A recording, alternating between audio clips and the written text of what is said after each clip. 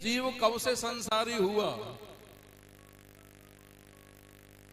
तो महापुरुषों का कहना है कि यह तो अनादि है।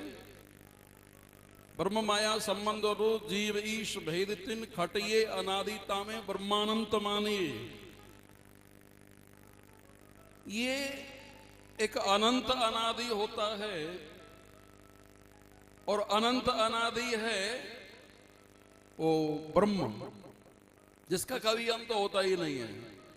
और वैसे ये अनादि ये छह भी हैं: ब्रह्म, माया, संबंध और जीव ईश भेद तीन। ब्रह्म माया और दोनों का संबंध, जीव ईश्वर दोनों का संबंध। लेकिन ब्रह्मानंत मानिए, इनमें जो ब्रह्म है वो अनंत अनादि है। और उन्होंने आरंभ में भी बड़ी एक सुंदर बात कही, जैसे कल प्रवचन चला था ना, वो ही आज प्रारंभ हो गया। ब्रह्म सत्यम जगत मिथ्या जीवो ब्रह्मैव न परा। बहुत सुंदर प्रकरण चला था। तो जब से जीव भयो संसारी छूटिन ग्रंथिन होए सुखारी। अब ग्रंथ छूट जाए तब तो सुखी हो, अब ग्रंथ ही नहीं छूट पा रही है तो सुख हो कैसे, सुखी कैसे हो? अच्छा, सुख की अभिलाषा तो संसार का प्रत्येक प्राणी मात्र रखता है? संसार के प्राणी मात्र का परम प्रयोजन है सुख की प्राप्ति और दुख की निवृत्ति, और वो भी आत्यंतिक निवृत्ति। माने सुख प्राप्त हो और दुख है चला जाए। कैसा सुख प्राप्त हो कि वो आकर के जाए नहीं, और दुख कैसा जाकर के अब वो प्राप्त हो वह कैसे? जब तक ग्रंथि छूटे नहीं तब तक वो ऐसा सुख मिलेगा कैसे? तो यद्यपि मृषा, गोस्वामी जी कहते हैं कि यद्यपि ये ग्रंथि झूठी है लेकिन छूटत कठिन नहीं। छूटना बड़ा कठिन है। अच्छा, बड़ा कठिन क्यों लगता है? इसलिए लगता है कि छोड़ना चाहे तब तो ना, हम छोड़ना ही नहीं चाहते।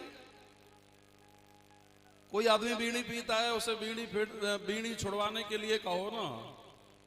कोई आदमी चिलम लगाता हो, उसे चिलम छुड़वाने के लिए कहो। कोई मदरापान करता है, उसे छुड़वाने के लिए कहो तो क्या कहता है कि महाराज छूटती नहीं है। हमारे गुरुजी ने एक जगह एक बात को कहा, तो गुरुजी से कह रहे थे लोग, महाराज छोड़ना तो चाहते हैं लेकिन छूटती नहीं है। गुरुजी ने कहा, भले आदमी, संसार में ऐसी भी कोई वस्तु है कि छूटे नहीं?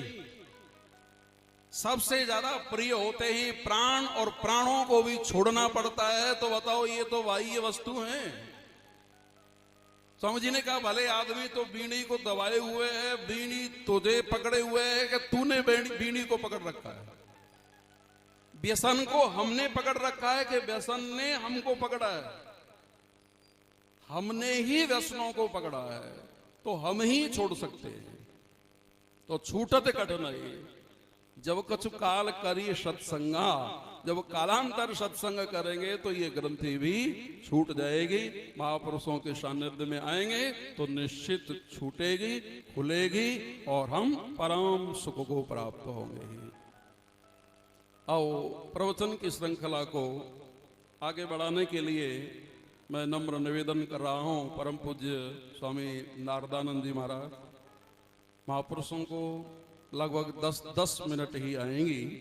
आज का सत्संग 1 बजे तक चलेगा, इसलिए नम्र निवेदन 1008 श्री स्वामी नारदानंद जी महाराज, उनका तो नाम ही नारद है महाराज। नारद का अर्थ तो जानते ही होंगे, ना हो रद बात जिसकी उसको कहते हैं नारद। नारम ज्ञानम ददातीति नारद, और भी परिभाषाएं। बोलिए नारद जी महाराज की।